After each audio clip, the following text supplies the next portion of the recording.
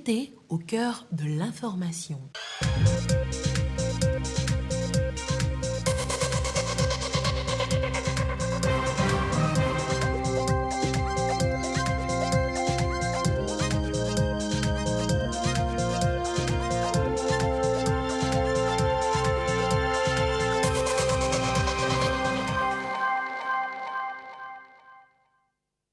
Voici d'abord les titres de ce journal.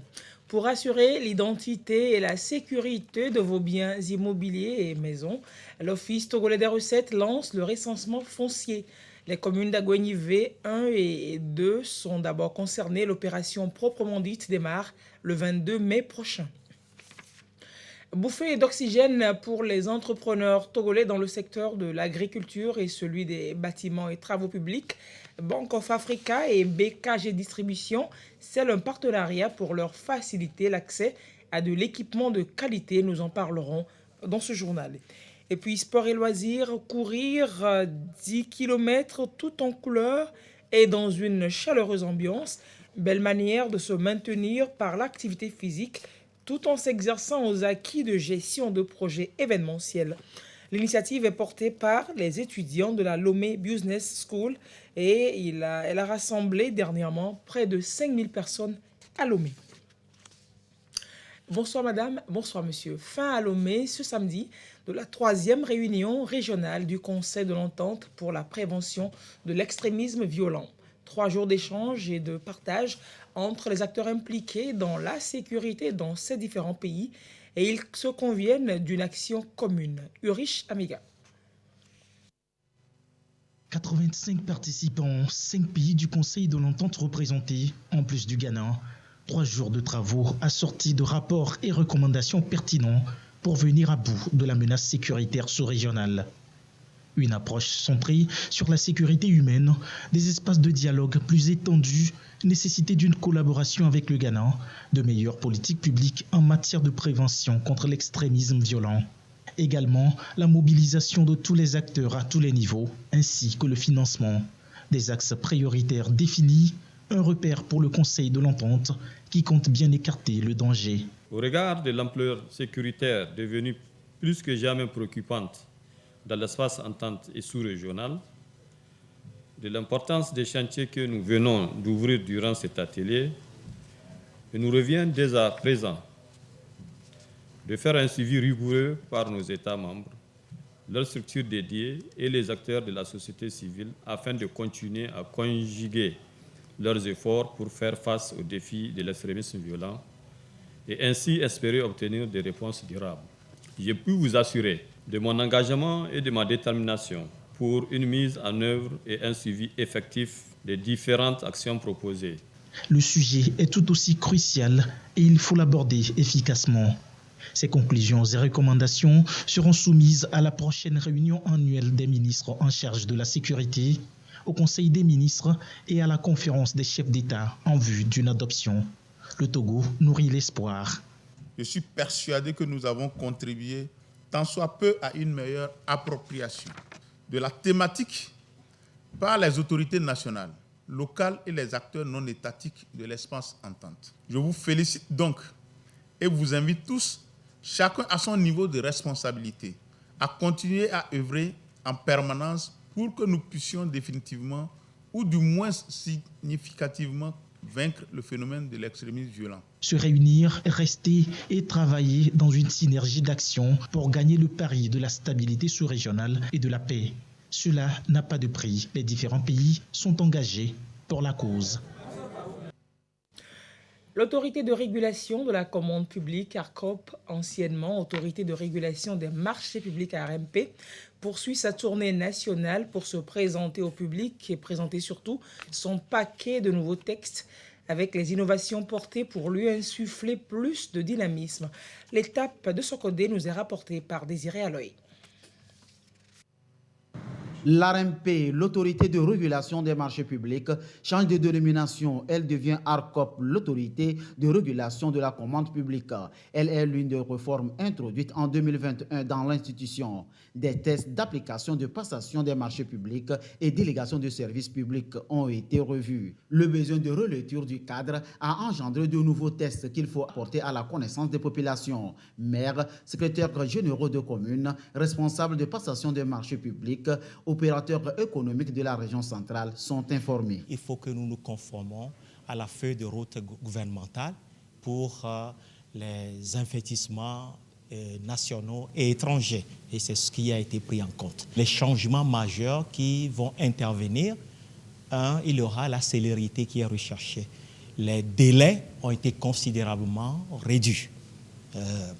Deuxième point, il y a aussi la professionnalisation et cela implique que ceux qui auront à exercer ou bien à travailler dans ces domaines, dans les autorités contractantes, dans le secteur des marchés publics, doivent être des professionnels totalement dédiés à ce métier-là. Ce nouveau dispositif juridique vient simplifier les procédures de contrat de la commande publique à l'effet de bonne matérialisation des projets.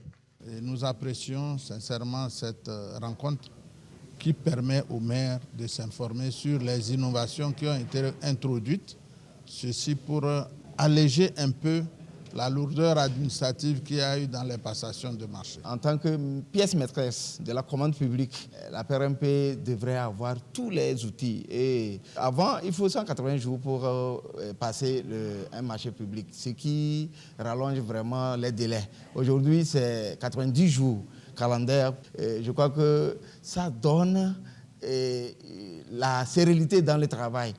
C'est à l'aise pour pouvoir mener à bien un ouvrage au niveau de la commune. La dynamique imprimée contribue davantage à booster la croissance économique, a relevé le préfet de Tchaoudjo, le colonel Matendou Mompion. Le ministre des Recettes, je vous l'annonçais en titre, annonce un recensement foncier dans les communes d'Agoué, Nivé 1 et 2. À compter du 22 mai prochain, des agents vont sillonner vos maisons et autres immeubles pour recueillir des informations qui vont enrichir la base de données du cadastre. L'objectif principal, c'est l'opération, c'est la garantie donc de la sécurité foncière pour tous. Précision, Clarisse Atiquet. L'Office togolais des recettes lance la campagne de recensement foncier dans les communes Agoué Nivé 1 et 2. L'ETR sollicite l'accompagnement de la presse en vue du bon déroulement de cette opération. Elle démarre le 22 mai prochain sous la supervision du cabinet Hightech et du groupement Syringe. Ces cabinets vont recruter des agents qui vont passer de maison en maison pour la collecte des informations nécessaires sur l'identité des propriétaires, à qui appartient chaque maison. Quelle utilisation est faite des maisons? Est-ce que c'est des maisons mises en location? Est-ce que c'est des maisons utilisées par les propriétaires eux-mêmes?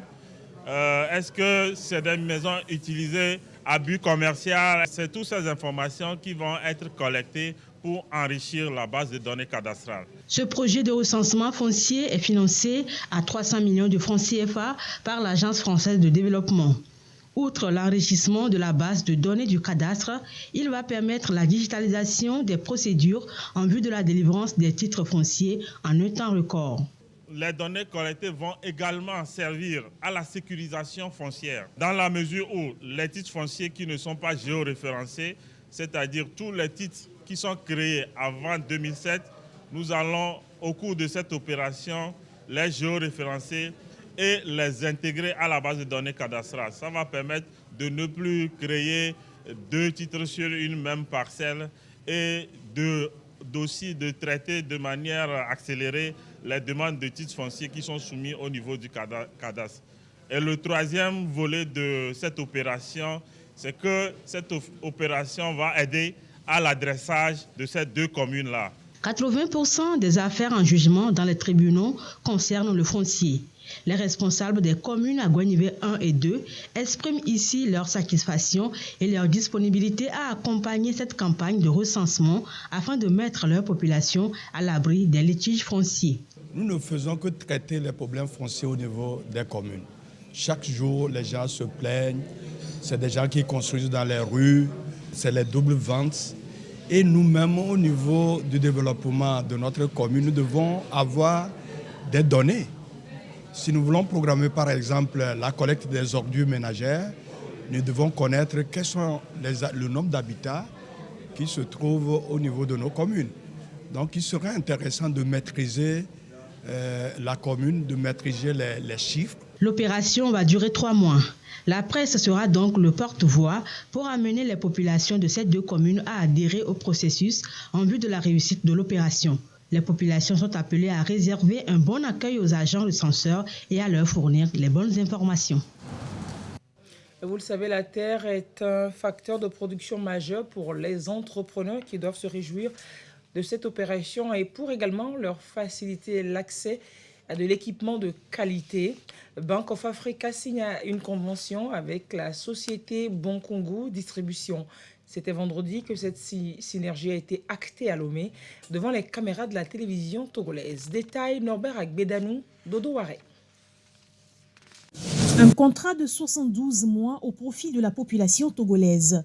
Bank of Africa, BOA Togo et BKG Distribution mettent à la disposition des citoyens un crédit bail pour l'achat d'équipements modernes de qualité, notamment des matériels agricoles, miniers, BTP, voitures de luxe et utilitaires. Avec ce contrat, la population, en particulier les professionnels, auront un accès facile aux différentes gammes de produits de BKG Distribution. Il suffit de passer à la BOA pour des modalités de financement. Cette convention de partenariat entre la BOA Togo et BKG Distribution rentre dans la politique aujourd'hui de la Bank of Africa au Togo de se positionner aujourd'hui comme la banque des PME. Cela se traduit par le financement de plusieurs types d'activités, dont notamment l'activité du crédit bail. Financer les équipements des entrepreneurs togolais dans le domaine agricole ou bien dans le domaine du BTP et bien d'autres permet aujourd'hui cet accord avec BKG Distribution de pouvoir mettre à leur disposition des équipements avec des accès beaucoup plus faciles et surtout des conditions beaucoup plus allégées. C'est une opportunité à saisir pour le monde agricole. En ce moment où le Togo envisage une production de masse, BKG Distribution et BOA Togo apportent une réponse aux défis de mécanisation agricole. Ce partenariat offre la possibilité aux producteurs d'accéder au financement sans avance de fonds pour acquérir des matériels agricoles de pointe et améliorer leur productivité. Nous avons des agriculteurs au pays qui sont appelés à prendre des matériels et qui ont des difficultés à les acquérir. Donc à chaque fois que lorsqu'ils se présentent devant nous, ces difficultés, nous essayons de pouvoir les énumérer à des banques de la place pour dire déjà de pouvoir quand même accompagner ces agriculteurs. La BOA, ayant vu ces demandes répétées, a jugé bon de pouvoir quand même s'approcher de ces agriculteurs qui sont dans le besoin. Plus qu'un partenariat, il s'agit pour BKG Distribution de prêter main forte aux promoteurs d'entreprises, d'encourager l'entrepreneuriat des jeunes et d'apporter sa pierre à la croissance économique du Togo. Ce partenariat en question vient alléger un peu la souffrance aux futurs bénéficiaires de ces produits, de pouvoir les avoir avec moins d'efforts. Le partenariat est scellé, reste à la population de bien en profiter. Le nouveau bureau exécutif de l'ordre national, les experts comptables et comptables agréés du Togo a été présenté. L'ONECA, vous le savez, travaille à rendre de plus en plus professionnel le secteur. Les nouveaux membres, donc les nouveaux dirigeants qui auront à charge cette tâche, ont été présentés, comme je vous le disais, à leurs pairs et partenaires. Edwige Atakba Bassabi, Carmen Madjé à Cap. Les experts comptables du Togo cherchent à se développer et à être plus flexibles dans le but d'améliorer la qualité de leurs services. Pour ce faire, un nouveau bureau a été mis en place pour un mandat de 3 ans. Ce nouveau bureau va se battre pour défendre le monopole et nous allons faire en sorte aussi que les tests soient respectés. Le développement économique de notre pays puisse profiter aussi de cette action. Qu'il y a 146 000 entreprises et qu'il n'y a que 25 000 qui soient inscrits à l'OTR. Donc, les défis sont importants. L'Ordre national des experts comptables et des comptables agréés du Togo, ONECA Togo, est dirigé par une équipe de 9 membres. Chacun a un cahier de charges bien défini. Notre message pour eux est de faire en sorte que les tests soient respectés. Et on a dit tout à l'heure aussi qu'il y a 2 écoles qui ont été agréées. On a vu qu'il y a beaucoup de ces experts qui sont agréés dans certaines écoles. Et mon souhait est que ça continue pour que les tests soient respectés. Bon, si c'est les cours qui ne sont pas accessibles, maintenant que les cours sont là, on va voir. Nous avons la chance d'avoir 2 écoles agréées. Donc on espère qu'avec le temps, les choses changent. Selon l'article 1er de la loi numéro 2001, l'ONECA Togo regroupe tous les professionnels habilités à exercer la profession d'expert comptable et de comptable agréé. Au titre de l'exercice 2023, le tableau de l'ordre compte 83 experts comptables, 9 comptables agréés, 43 sociétés d'expertise comptable, 5 sociétés de comptabilité et 9 experts comptables stagiaires. Et les études pour devenir comptable, vous pourrez les faire à DefiTech. L'Institut Polytechnique a lancé un programme en solution au chômage des jeunes. Entreprendre pour changer sa vie, cela se nomme. Et vous l'aurez compris, on parle de création d'entreprise. Voyons cela avec Marie-Reine Abeta et Yasmine Kodja. À chaque étudiant son entreprise. C'est un nouveau programme de l'Institut Polytechnique DefiTech. Il s'agira de former les étudiants sur les principes de l'auto-emploi. La formation se fait en 2 phases. 12 mois pour la formation modulaire et 3 ans pour le parcours licence. Le but de cette formation, c'est de former un nouveau genre d'entrepreneurs. Des entrepreneurs aguerris qui ont de l'éthique, qui ont compris qu'ils ont un rôle à jouer dans leur communauté et qu'il faut beaucoup de sérieux, beaucoup d'endurance, beaucoup de persévérance pour réussir dans la vie. Le programme est ouvert à tous de manière générale. Le ministère en charge de la jeunesse trouve là une nouvelle opportunité pour renforcer les jeunes désireux d'être leurs propres patrons. L'ambition du programme laisse entrevoir de belles perspectives de collaboration avec le ministère dont j'ai la charge, notamment avec le FAYEJ et la NVT, que nous prendrons le temps de concrétiser. Cette initiative rejoint ainsi les dispositifs visant le développement d'un esprit entrepreneurial au sens large et qui ont un impact positif sur la motivation scolaire et professionnelle des participants en difficulté, une augmentation de l'attitude proactive grâce à des apprentissages autodirigés, une attitude positive vis-à-vis de l'environnement social et des camarades, ainsi que le renforcement de l'estime de soi. L'Institut Polytechnique DefiTech forme déjà dans les filières classiques de l'enseignement supérieur. Ce projet est une corde de plus à son arc pour mieux viser l'emploi. Et on va se rendre à Atakpamé où Nana Médiaculture a rencontré les artisans, plus précisément les couturières et les couturiers. Il s'agissait de les sensibiliser sur le concept Mitro Nunya, une sensibilisation qui vise à les amener à changer de comportement, à changer de pratique dans leur modèle de travail. Le point avec Sylvain Raboudou. Des femmes du secteur de l'artisanat, notamment des couturières, à la découverte du concept Mitro Nunya, un concept pour les amener à un changement de comportement dans leur quotidien. Il s'agit de leur faire comprendre cette nouvelle vision visant à les aider à la créativité et à l'innovation. Et ils sont venus, eux, nous avons discuté, ils nous ont demandé qu'est-ce que nous avons compris. On les a bien expliqué que c'est des gens qui ont appris leur métier, qui savent faire quelque chose, mais ils veulent faire de plus. Ils veulent connaître, chercher encore de plus, connaître quelque chose de plus. À Tronunia, ce que j'ai compris est que je dois apprendre quelque chose de plus, ce que je savais.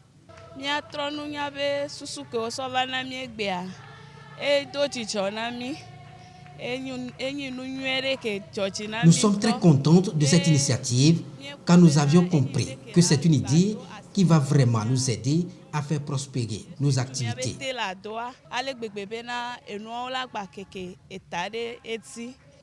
La sensibilisation est faite par Nana Media Culture qui entend amener les artisans à saisir également les opportunités qui s'offrent dans le secteur. Le cas par exemple de la Reine de l'Art, une culture qui promeut les femmes dans toute sa diversité. Mais en clair, il faut que Mitro Nunya soit bien cerné. Mitro Nunya, Sofifia, Kakasoy. Mitro Nunya, ne biabe do benkogbeyi. Mitro Nunya, dunono lentifa fame. C'est l'essence même de Mitro Nunya. Le vivre ensemble, l'unité dans la diversité. Nous avons des manières de faire différentes, mais pourvu que ça concourt à l'édification de notre vie commune, paisible, pourvu que ça permette de travailler ensemble pour bâtir nos cités. C'est ça le plus important.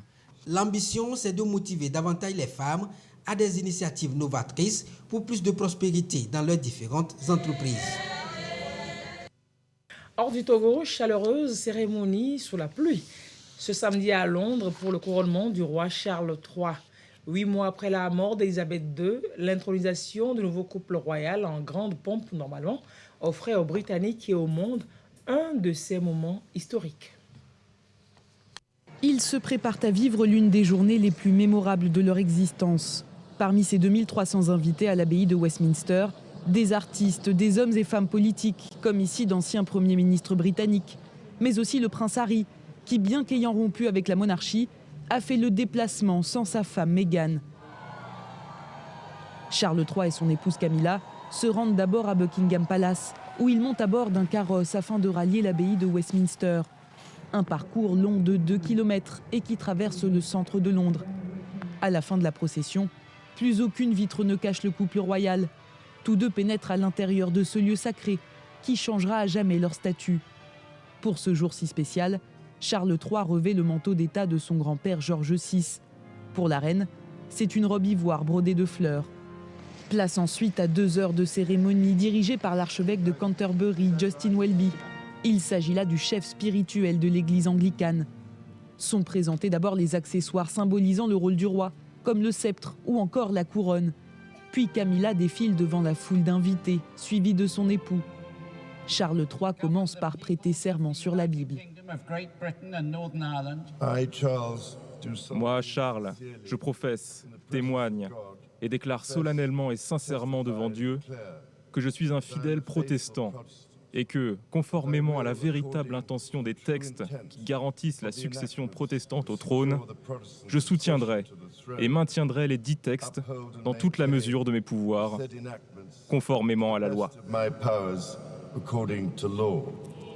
Il reçoit ensuite l'onction d'huile de l'archevêque, puis tous les attributs royaux, en terminant évidemment par la couronne. God save the King! À cet instant, des coups de canon retentissent dans tout le Royaume-Uni. S'ensuit l'un des moments forts de cette cérémonie, le prince William, qui prête allégeance à son père, le roi Charles III. Quelques minutes plus tard, c'est au tour de Camilla d'être couronnée. Le couple entame ensuite la procession du couronnement vers Buckingham, à laquelle 7000 soldats prennent part. Cette fois-ci, Camilla et Charles montent à bord du Gold State Coach, un carrosse doré utilisé pour chaque couronnement depuis 1831. La journée se termine par la traditionnelle apparition du roi et de la reine au balcon de Buckingham Palace, entourés de plusieurs membres de la famille. Puis une parade aérienne de 6 minutes dans le ciel de Londres vient clôturer les célébrations.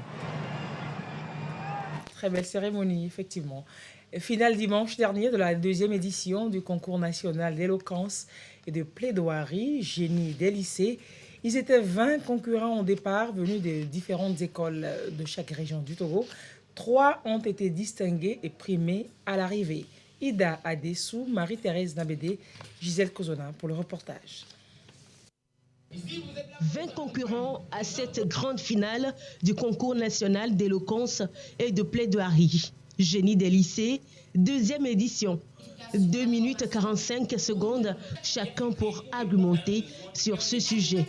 Pour une meilleure orientation scolaire, l'État devrait supprimer certaines filières de formation. Au cours de notre vie, nous avons connu des expériences, des dires, les meilleurs et les pires. Et votre question serait légitime de savoir pourquoi ces enseignants qui font toujours le cours avec la mine renfrognée et font de leur cours un Squid Game sans plaisir. Une initiative de l'Association des jeunes communicateurs pour le changement de comportement, AJ3C, qui veut révéler l'excellence académique et scolaire des élèves à travers l'art oratoire. L'objectif de ce concours national d'éloquence et de plaidoirie génie des lycées, c'est de pouvoir permettre aux plus jeunes de découvrir un talent caché en eux, à travers notamment la prise de parole en public, un exercice que nous cherchons à démocratiser, qu'on acquiert à travers certaines compétitions. Et l'une de ces compétences, c'est la prise de parole en public. Un bon scientifique avant tu es un bon littéraire. Et pour estimer ses critères, il ne doit pas se taire, mais s'exprimer en lettres et non seulement en chiffres. Vous pourrez penser comme Seymour Papert selon ces termes. Pour étudier quoi que ce soit, commencez à y trouver un sens. Ainsi, toutes les filières de formation sont dotées de sens et poursuivent un objectif précis. Après délibération du jury, Marcel Apeta est le meilleur de ce concours d'éloquence. Élève en classe de première D au lycée d'Avedi, il gagne une bourse d'études, un ordinateur portable et une enveloppe de 200 000 francs CFA. J'ai eu à travailler sur mes pitchs et sur mes discours. Et certains des professeurs de notre établissement nous ont aidés à plus développer notre sujet. Donc, j'ai essayé d'impacter tout le monde, surtout le jury. Je suis très content, très ravi d'avoir eu le trophée. Il s'agit de voir comment est-ce que le candidat accroche son public. Et en seconde position, nous voyons le charisme ou son habileté orale. Et puis en troisième position, maintenant, nous avons le fond même. C'est-à-dire la façon dont le candidat a traité le sujet. C'est des enfants pleins de talent, pleins de beaucoup de fougue aussi. On sent qu'ils ont beaucoup travaillé sur une longue période et qu'ils ont donné vraiment le meilleur d'eux-mêmes. Génie des lycées a enregistré plus de 400 élèves à cette deuxième édition contre 256 participants l'an dernier. Créée en 2013, l'Association des jeunes communicateurs pour le changement de comportement sensibilise les élèves sur les bonnes attitudes à adopter en milieu scolaire. Elle leur apprend aussi l'art oratoire, la maîtrise de soi, la gestion des émotions, la rigueur du raisonnement. Et l'on va évoquer également la clôture du cinquantenaire des Cancars au Togo. Après 3 jours de partage d'expériences spirituelles, ces collaborateurs de Dieu sont renforcés à mieux développer le potentiel d'amour infini que Dieu a donné à chaque âme. Sandra Aziagbe nous fait revivre les temps forts des festivités de clôture. Le dernier enseignement qui met fin au congrès régional et Cancars 2023, comment expérimenter des clés stratégiques pour une vie plus heureuse. Patience, rêve, discipline et voyage de l'âme. Et plus encore, le respect du temple Ek, endroit privilégié pour la prière, le You. Le temple Ek, surtout dans son lieu le plus sacré que nous appelons le sanctuaire, est un lieu de rayonnement spirituel, habité par l'Esprit Saint, le Ek, et où on peut vivre la résonance et toute l'amplitude du mantra You, le saint nom de Dieu. Ces équipes sont venues de divers horizons du monde pour ainsi communier et partager le gâteau du cinquantenaire.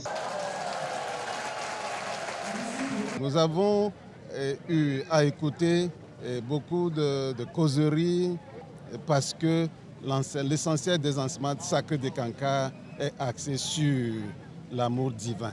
Nous gardons l'espoir que nous ne serons plus une église inconnue. Avec 50 ans au Togo, nous sommes une église bien intégrée. Le mouvement spiritualiste Cancars a été fondé aux États-Unis en 1965. Il se réclame être une voie de liberté spirituelle pour les collaborateurs de Dieu que sont ses adeptes selon l'étymologie du mot. Ces derniers s'évertuent à atteindre un état de conscience le plus élevé possible sur Terre. Et puis 10 km en couleur, Une activité sportive et ludique portée par les étudiants de Lomé Business School chaque année.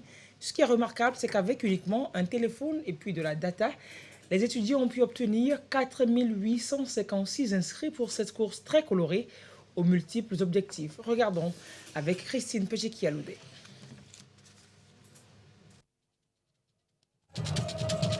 De la musique, la danse, l'initiative sportive 10 km en couleur de Lomé Business School bat son plein.